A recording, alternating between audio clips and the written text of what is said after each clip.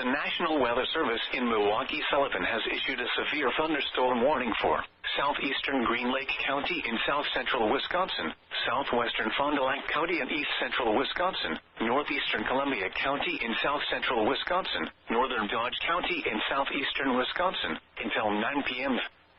At 8:02 p.m., severe thunderstorms were located along a line extending from near Rosendale to 7 miles northwest of Cambria, moving southeast at 35 miles an hour.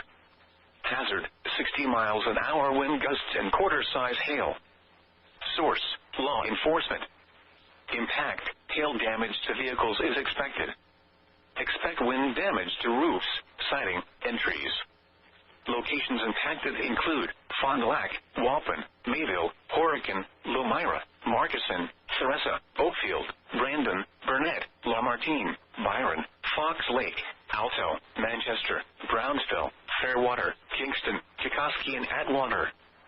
For your protection, move to an interior room on the lowest floor of a building.